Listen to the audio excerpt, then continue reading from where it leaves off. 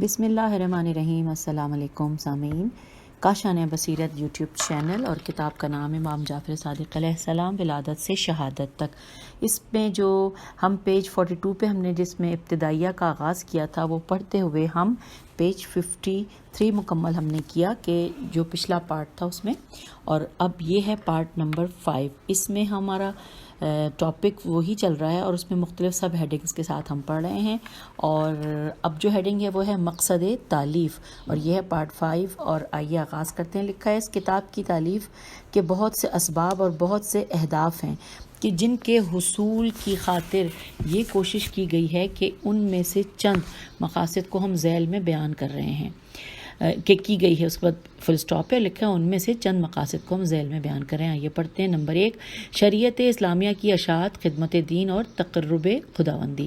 Number 2، امام جعفر صادق علیہ السلام کے حالات زندگی کے اہم پہلوؤں کو بیان کرنا اور اسلامی معاشرے کے لیے ان کی خدمات کا ذکر کرنا۔ نمبر 3، مذہب شیعہ کے ماننے والوں کو ان ائمہ علیہم السلام کی عظمت بتانا کہ جنہیں تبلیغ و اشاعت کا اس قدر موقع نہ ملا کہ جتنا امامین صادقین علیہ السلام کو ملا۔ اس کتاب میں، اب اگلا پیراگراف ہے، اس کتاب میں حضرت امام جعفر صادق علیہ السلام کی عظیم شخصیت کے بارے میں وہ باتیں بیان کی گئیں کہ جو لوگوں کے دلوں میں سمائیں، اور جو اہل زبان اور اہل قلم نے ان سے نقل کیا، جو ان سے محدثین نے نقل کر کے بیان کیا، اور جو کچھ بھی تصنیفات و تالیفات میں ان کے بارے میں ملتا ہے۔ لیکن یہ بات میں یقین کامل کے ساتھ عرض کرتا ہوں کہ جو آثار آج ہمیں ان کے بارے میں ملتے ہیں ان سے کئی گنا زیادہ آثار حوادث زمانہ کی نظر ہو چکے ہیں۔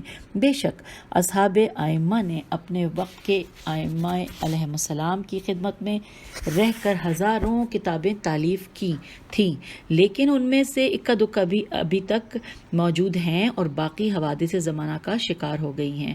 اگر تمام امکانات حضرت امام جعفر صادق علیہ السلام کے زیر تصرف ہوتے، حالات سازگار ہوتے، رکاوٹیں حائل نہ ہوتی اور وہ بلند پایہ کتابیں اب موجود ہوتی تو عالم اسلام حقائق علوم دینیہ، معارف اسلامیہ اور اخلاقی اقدار سے مالا مال ہوتا، اور وہ کتابیں ایسا فکری سرمایہ اور علمی ثقافتی خزانہ ہوتی کہ جن کی قیمت لگانا محال ہوتی۔ آج کا معاشرہ اس معاشرے سے یکسر تبدیل شدہ ہے، اور آج کی زندگی ہر لحاظ سے اس زمانے کی زندگی سے علیحدہ ہے۔ میں یہاں صرف شیعوں کا ذکر کرنا مناسب سمجھتا ہوں کیونکہ دوسرے مسالک کے پیروکار بعض اعتقادات میں ہمارے ساتھ متفق نہیں ہیں، بلکہ بعض کو تو اس کائنات میں ہمارا وجود ہی پسند نہیں ہے۔ 1400 سال سے شیعہ و تشیع حکومتوں کے مظالم کی زد پر ہیں، اور 1400 سال سے ہی شیعہ اپنے جان و مال کی قربانی دیتے چلے آئے ہیں۔ ہم پیج 55 پہ آ گئے ہیں۔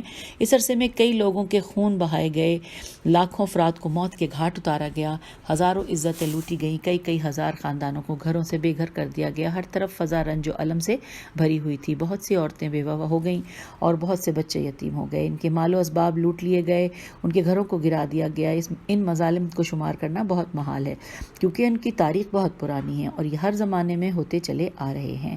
1400 سال سے شیعہ حضرات اپنے موقف و اعتقاد کا دفاع عقل سلیم، حجت واضح اور برہان قاطع سے کرتے چلے آئے ہیں، لیکن مقابل گوش شنوا اور آزاد ضمیر نہیں رکھتے کہ وہ کسی بات کو صحیح سمجھ کر اس کی تصدیق کریں۔ خدا ہی بہتر جانتا ہے کہ ان برسوں میں شیعوں اور مذہب شیعہ کے خلاف کتنی کتابیں لکھی گئیں۔ وہ ساری کتابیں جھوٹ کا پلندہ ہیں اور بے بنیاد الزامات و تہمتوں پر مبنی ہیں۔ ان میں سے بعض کتابیں صرف مظلوم مذہب کے خلاف نہ تھیں، بلکہ ان میں ائمہ اہل بیت رسول علیہ السلام کو برا بھلا کہا گیا۔ رسول اکرم صلی اللہ علیہ وآلہ وسلم کے یوم وفات پر حضرت امام حسن عسکری علیہ السلام کی شہادت تک کے 250 سال کے عرصے میں اموی و عباسی حکمرانوں نے ائمہ اہل بیت علیہ السلام کے خلاف اپنا سارا زور صرف کیا اور ان کے خاندان والوں اور شیعوں پر عرصہ حیات تنگ کر دیا گیا۔ کسی بھی امام علیہ السلام کی طبعی موت واقع نہیں ہوئی، بلکہ ہر امام کو تلوار سے یا زہر دے کر شہید کیا گیا۔ اس سے بھی بڑھ کر یہ کہ ائمہ اہل بیت علیہ السلام کی توہین و تحقیر کی گئی، انہیں سب و شتم کیا گیا، انہیں بدنام کرنے کی حد درجہ کوشش کی گئی، ان کے فضائل کو مسخ کیا گیا، ان کی شان میں گستاخیاں کی گئیں اور ہر ممکنہ ظلم و زیادتی ان کے ساتھ روا رکھی گئی۔ اس صدی میں بھی مذہب اہل بیت علیہ السلام کے خلاف کچھ ایسی گندی اور غلیظ کتابیں پھیل چکی ہیں کہ جو اگلی کتابوں کا چربہ و سرقہ معلوم ہوتی ہیں۔ ان کے استدلالات و احتجاجات غلط ہیں اور دعوے باطل ہیں۔ ایسا معلوم ہوتا ہے کہ ان کتابوں کے مؤلفین حق کو باطل اور باطل کو حق ثابت کرنا چاہتے ہیں، حالانکہ وہ جانتے ہیں کہ ان شبہات کے جوابات کئی صدیوں سے ہمارے علماء دیتے چلے آ رہے ہیں۔ پیج 56۔ لیکن ان کے تو کان ہیں مگر یہ سنتے نہیں، آنکھیں تو ہیں مگر دیکھتے نہیں، اور دل تو ہیں مگر سمجھتے نہیں، اور جب ان کے شبہات کا جواب دینے لگتے ہیں تو وہ وحدت و اتحاد کا واویلا شروع کر دیتے ہیں۔ وہ اس وحدت کا چکر چلانے کی کوشش کرتے ہیں کہ جو 1400 سال سے محقق نہیں متحقق نہیں ہو سکی، اب کیسے ہو سکتی ہے۔ میم تے ہے قاف قاف یہ لکھا ہے۔ اچھا، اگلا پیراگراف ہے کہ مضحکہ خیز امر یہ ہے کہ وہ صرف شیعوں سے چاہتے ہیں کہ وہ وحدت کے پابند رہیں، جبکہ غیر شیعہ تمام فرقے اسلامیہ کو قلم اور زبان چلانے کی مکمل آزادی ہے اور وہ وحدت امت کی پرواہ کیے بغیر ہر کام کر سکتے ہیں۔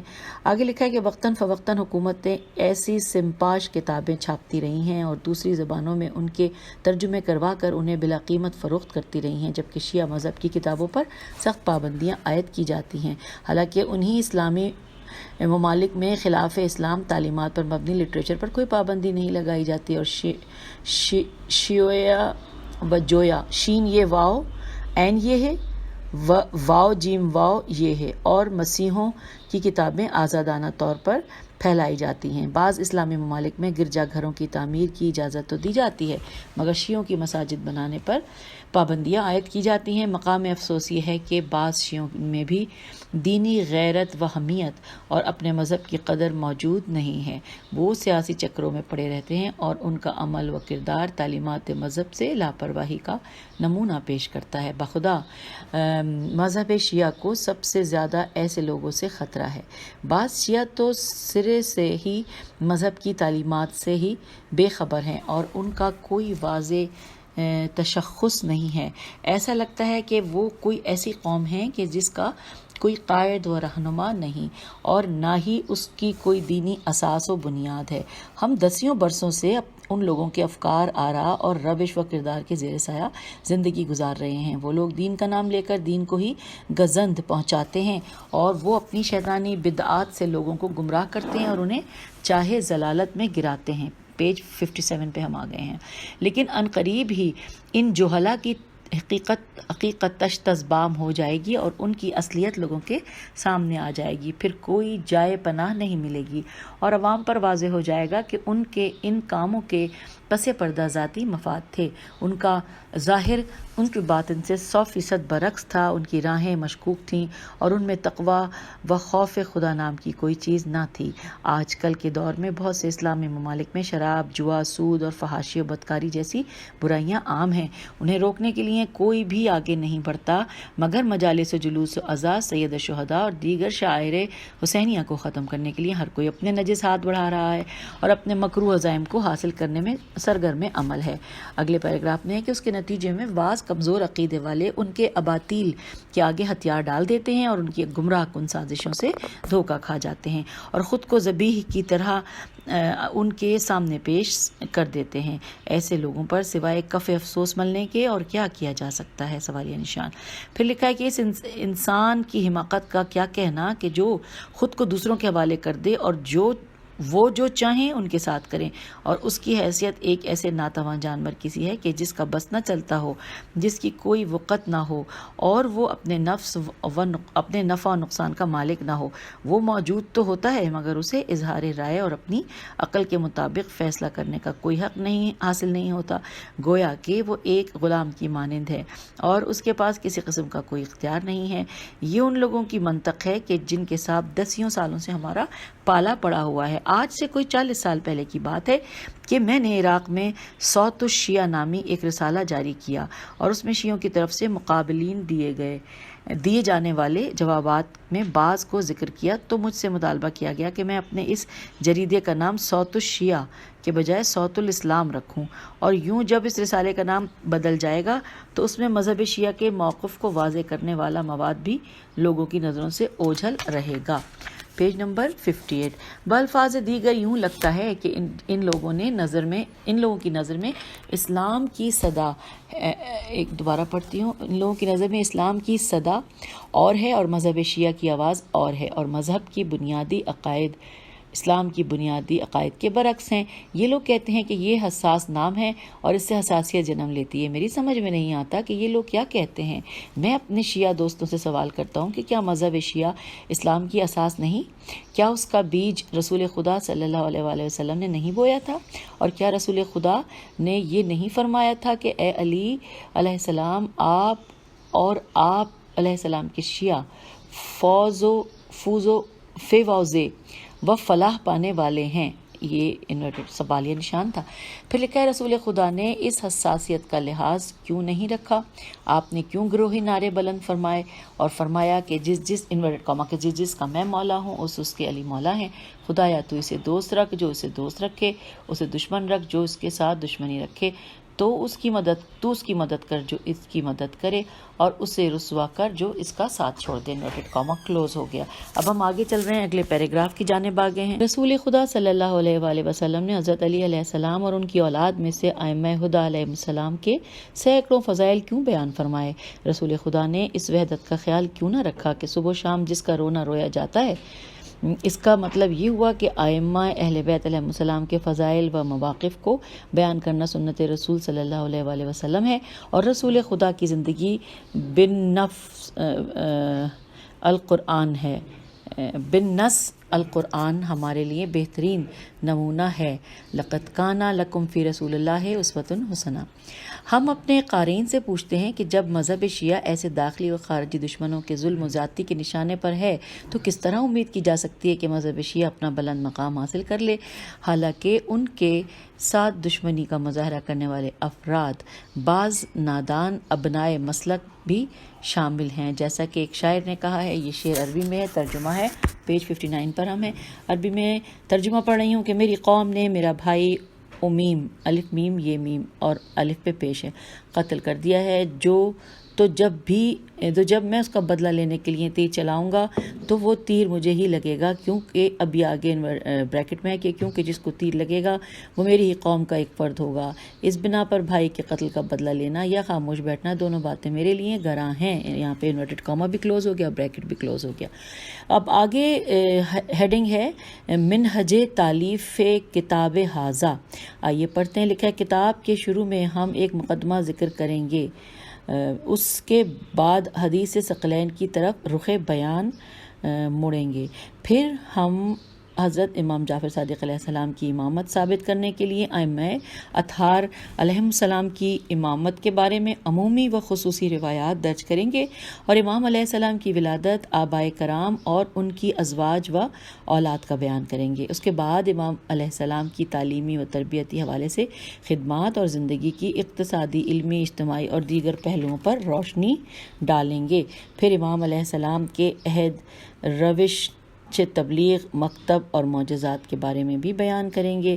پھر امام علیہ السلام کا زمانہ امامت، آپ علیہ السلام کی سیاسی زندگی اور اموی و عباسی حکومتوں کے بارے میں ان کا موقف بیان کریں گے، اور اسی طرح آپ علیہ السلام کے معاصرین مذاہب، غالیوں اور زنادقہ کے بارے میں آپ کا موقف ذکر کریں گے۔ ہم کتاب کے اختتام پر امام علیہ السلام کی شہادت، آپ کا مدفن اور آپ علیہ السلام کی قبر مبارک کو گرانے میں نواسب کی کارروائیوں کا بیان کریں گے۔ اس کے بعد لکھا ہے الا لعنۃ اللہ علی القوم الظالمین، آمین۔ اب ہم پیج نمبر 60 پہ آ گئے ہیں، جس میں ابتدائیہ دوبارہ ہمیں لکھا نظر آ رہا ہے، نہیں میرے خیال ہے یہ پہلی دفعہ، چلیے بہرحال ہم پڑھتے ہیں۔ لکھا ہے ہم اپنے معزز اور آزاد فکر قارئین کو مخاطب کر کے کہتے ہیں کہ ہم نے ایک طویل دینی، عقیدتی، روحانی، علمی، ثقافتی اور فقہی سفر کرنا ہے، اور ہم یہ بھی اچھی طرح جانتے ہیں کہ ہمارا یہ سفر ادراک کی صعوبتوں اور فکری تنگی سے خالی نہیں ہوگا۔ سب سے پہلے یہ واضح واضح ہونا چاہیے کہ میں کوئی خرافات لکھنے والا اور عقل و فہم سے عاری انسان نہیں ہوں کہ عقل سلیم کے برعکس فیصلہ کروں. اس بنا پر میرا کلام غلو و مبالغے پر حمل نہ کیا جائے اور نہ ہی مجھے کمزور عقیدے والا سمجھا جائے. ہم یہاں پر اس ذات عالی صفات علیہ صلوات و سلام کے بارے میں بیان کرنے لگے ہیں کہ جن کی شخصیت معلوم ہے ان کی قدر لوگوں کو معلوم نہیں، کہ جن کی شخصیت مظلوم ہے اور ان کی قدر لوگوں کو معلوم نہیں. وہ عزت و عظمت کے بلند ترین مقامات پر فائز ہیں، لیکن آپ علیہ السلام کے شرف کو گھٹانے کے لیے ہر ہیلہ آزمایا گیا. میں امید کرتا ہوں کہ اس سفر میں ہمارے قارئین ہمارے ساتھ نہیں چھوڑیں گے اور اس سفر کے مکمل ہونے سے پہلے ہمارے بارے میں کوئی رائے قائم نہیں کریں گے. اگر آپ کو کسی سمندر کے ساحل پر کھڑے ہونے کا اتفاق ہوا ہو تو آپ کو سمندر تو نظر آتا ہوگا، مگر اس کی لمبائی، چوڑائی اور گہرائی، اس کے متعلقات، اس کی تہوں میں موجودہ کائنات اور اس کے پانی میں موجود خدا کی خلق کردہ عجیب و غریب مخلوقات یقیناً آپ کی نظروں سے اوجھل رہی ہوں گی. آپ نے سمندر کو تو دیکھا ہوگا مگر اس کے بواطن و اعماق میں آپ کے ادراک سے ماورا رہے. ایک اور مثال کے ذریعے ہم آپ کو سمجھانے کی کوشش کرتے ہیں کہ ایک بلند و بالا پہاڑ دیکھیں تو کیا آپ اس میں موجود معاون و مواد کے بارے میں کچھ کہہ سکتے ہیں؟ مثلاً اگر آپ سے کہا جائے کہ اس پہاڑ میں 10 طرح کے معاون موجود ہیں تو کیا آپ اس بیان کی تصدیق کریں گے یا اسے جھٹلا دیں گے؟ آپ کس طرح اس بیان کی تصدیق یا تکذیب کر سکتے ہیں؟ ممکن ہے کہ آپ اس قول کی تصدیق کر دیں کیونکہ یہ ممکن ہے محال نہیں ہے. اور آپ اس چیز کو کیسے جھٹلا سکتے ہیں جسے آپ نہیں جانتے؟ کیا اس چیز کا علم نہ ہو اس کا انکار کر دیا جاتا ہے؟ کیا جس چیز کا علم نہ ہو اس کا انکار کر دیا جاتا ہے؟ جس بلند پایہ شخصیت کے حالات و واقعات پر یہ کتاب لکھی جا رہی ہے وہ نوادر دہر اور عجیب کائنات میں سے ہے. یہ الف پہ زبر ہے، عین الف، اور جیم یہ بے اور بے پہ کے ساتھ زیر ہے. کائنات میں سے ہے. اگر ہم یہ کہیں تو مبالغہ نہ ہوگا کہ تاریخ کی عظیم شخصیات میں جتنے فضائل و محامد اہل بیت نبوی علیہ السلام کی بزرگ شخصیات کے ہیں اتنے فضائل کسی کے نہیں. اور ہمارا یہ کہنا بلا سوچ و سمجھ اور عجلت پر مبنی نہیں ہوگا کہ یہ شخصیت اس قدرت الہیہ کے عجیب ترین مظاہر میں سے ہے کہ جو اولیاء اللہ کے نفوس و ارواح کو تزکیہ و جلا بخشتی ہیں. آیا یہ ممکن ہے کہ ایک انسان ایسے فضائل و مراتب کے درجات عالیہ کو پا سکے؟ آیا ممکن ہے کہ انسان کی روح آسمان کے پانی سے بھی زیادہ پاک و شفاف اور آئینے سے بھی زیادہ اجلی اور صاف ہو؟ اور کیا یہ ممکن ہے کہ انسان کا دل اس قدر وسیع ہو کہ اس میں صبر و ایمان، نصیحت و خیر خواہی اور علم و حکمت کے دریا موجزن ہو اور مصائب و شدائد کے مقابلے میں اس میں تنگی پیدا نہ ہو؟ ایسے قلب و روح کے مالک وہ انسان حضرت امام جعفر صادق علیہ السلام بن امام محمد الباقر بن امام زین العابدین بن امام حسین السبت بن امام علی علیہ السلام ابن ابی طالب والسیدہ فاطمہ الزہرا سیدۃ النساء العالمین بنت سید الانبیاء والمرسلین حضرت محمد مصطفیٰ صلی اللہ علیہ وآلہ وسلم صلوات اللہ علیہم اجمعین ہیں. یہ ان کا پاک و پاکیزہ، اعلیٰ و عرفہ اور مقدس ترین نسب ہے. اب اگلی ہیڈنگ ہے کہ ہم اور حضرت امام جعفر صادق علیہ السلام. آئیے پڑھتے ہیں. لکھا ہے حضرت امام جعفر صادق علیہ السلام صلوات و سلام کے حالات زندگی بیان کرنے سے پہلے ہم کہتے ہیں کہ امام عالی مقام علیہ السلام اس امت کے علماء اور تاریخی عظیم شخصیات میں سے ایک عظیم اور با کمال شخصیت اور آسمان معرفت میں روشن ترین نام اور مقام رکھتے ہیں. پیج 62. اب سوال یہ ہے کہ آیا ہماری دینی زندگی کو اس ہستی کے ساتھ کوئی ربط ہے؟ آیا ہم پر اس شخصیت کی معرفت واجب ہے؟ آیا کوئی ایسا حکم موجود ہے کہ جس کی بنا پر شرعاً ہم ان کی تاسی و تیلف سین چھوٹی اور سین پہ تشدید ہے تاسی و پیروی کے پابند ہیں؟ اور کیا ہمارے لیے مناسب و جائز ہے کہ ہم ان سے صرف صرف نظر کریں اور ان کے اقوال و احکام کو قبول نہ کریں؟ کیونکہ دنیا میں بہت سے علماء ہیں اور بڑی بڑی تاریخی شخصیات ہیں، لیکن ان کے اور ہمارے درمیان کوئی ربط و تعلق نہیں. ان کے حالات زندگی کے مطالعے سے صرف ہماری معلومات تاریخیہ میں اضافہ ہوتا ہے. ان کے اقوال ہم پر حجت نہیں اور نہ ہی ان کے اقوال کو قبول کرنا ہم پر واجب ہے. پھر لکھا ہے کہ جی امام جعفر صادق علیہ السلام بھی اسی طرح کی ایک شخصیت ہیں. ان کے سوالات کے حوالے سے ہم عرض کرتے ہیں کہ ہم مسلمان ہیں اور امت محمدیہ میں سے ہیں. ہمارا اعتقاد ہے کہ قرآن مجید ایک آسمانی کتاب ہے. اسے خداوند متعال نے حضرت محمد مصطفیٰ صلی اللہ علیہ وآلہ وسلم پر نازل فرمایا. ہم پر اس کے احکام کی اطاعت کرنا فرض ہے، خواہ اس کے احکام و اوامر ہماری خواہشات، رجحانات، آراء اور میلانات کے برعکس ہی کیوں نہ ہوں، وگرنہ ہم مومن و مسلمان نہیں ہو سکتے. جیسا کہ سورہ نساء کی 65ویں آیت کریمہ میں خداوند کریم نے ارشاد فرمایا، ترجمہ انورٹڈ کاما، کہ آپ صلی اللہ علیہ وآلہ وسلم کے رب کی قسم وہ لوگ اس وقت تک صحیح مومن نہیں ہو سکتے جب تک اپنے اختلافات میں آپ صلی اللہ علیہ وآلہ وسلم کو حکم یعنی فیصلہ کرنے والا حاکم نہ بنا لیں، پھر وہ آپ صلی اللہ علیہ وآلہ وسلم کے فیصلے پر دل تنگ نہ کریں اور اسے بخوشی قبول کر لیں. Inverted comma close. اس آیت کا مطلب یہ ہے کہ خداوند متعال نے اپنی ذات مقدس کی قسم کھا کر فرمایا کہ لوگ اس وقت تک مومن نہیں ہو سکتے جب تک اپنے جھگڑوں اور اختلافات میں آپ صلی اللہ علیہ وآلہ وسلم کو حکم نہ بنا لیں. پیج 63. پھر آپ صلی اللہ علیہ وآلہ وسلم کے کیے ہوئے فیصلے پر شک یا دلوں کو تنگ نہ کریں اور آپ کے فیصلے پر سر تسلیم خم کریں. یہاں اور بھی بہت سی آیات ہیں کہ جو اس حقیقت یعنی خدا کے ساتھ ساتھ رسول خدا صلی اللہ علیہ وآلہ وسلم کی اطاعت کے وجوب پر دلالت کرتی ہیں، جیسے سورہ نساء آیت نمبر 80 ترجمہ انورٹڈ کاما، جس نے رسول صلی اللہ علیہ وآلہ وسلم کی اطاعت کی اس نے اللہ کی اطاعت کی. Inverted comma close. پھر سورہ آل عمران آیت نمبر 132، وَأَطِیعُوا اللَّهَ وَرَسُولَهُ وَلَا تَنَازَعُوا. سوری، میں نے ترجمہ پڑھنا تھا کہ اللہ اور رسول کی اطاعت کرو تاکہ تم پر رحم کیا جائے. اور اس کے بعد سورہ انفال کی آیت نمبر 46 کا ترجمہ ہے کہ اور اللہ اس کے رسول کی اطاعت کرو اور آپس میں جھگڑا نہ کرو ورنہ تم پھسل جاؤ گے. یہ آگے پیچھے کچھ ہو گئی ہیں شاید، یعنی پہلے سورہ نساء کی آیت 80، اس کے بعد سورہ آل عمران کی آیت 132 اور اس کے بعد سورہ انفال کی آیت نمبر 46. پھر لکھا ہے درج بالا آیات اور ان کے علاوہ اطاعت رسول صلی اللہ علیہ وآلہ وسلم کو واجب بتاتی ہیں اور یہ بھی بتاتی ہیں کہ رسول خدا صلی اللہ علیہ وآلہ وسلم کی اطاعت عین خدا کی اطاعت ہے. اب ہم پوچھتے ہیں کہ کیا رسول خدا صلی اللہ علیہ وآلہ وسلم نے اپنے بعد اپنی امت کو کسی سے معالم دینی اخذ کرنے کا حکم دیا ہے یا نہیں، یعنی مستقلاً مسلمانوں کا کوئی دینی رہنما مقرر کیا ہے یا نہیں؟ جواب یہ ہے کہ رسول خدا صلی اللہ علیہ وآلہ وسلم حکیم مطلق خدا کے بھیجے ہوئے پیغمبر ہیں، اور حکمت کا تقاضا یہ ہے کہ آپ صلی اللہ علیہ وآلہ وسلم اپنی امت کو ہر قسم کے انحراف سے بچانے کے لیے ہر طرح حکمت کو بروئے کار لاتے اور ہر حوالے سے حجت تمام فرماتے.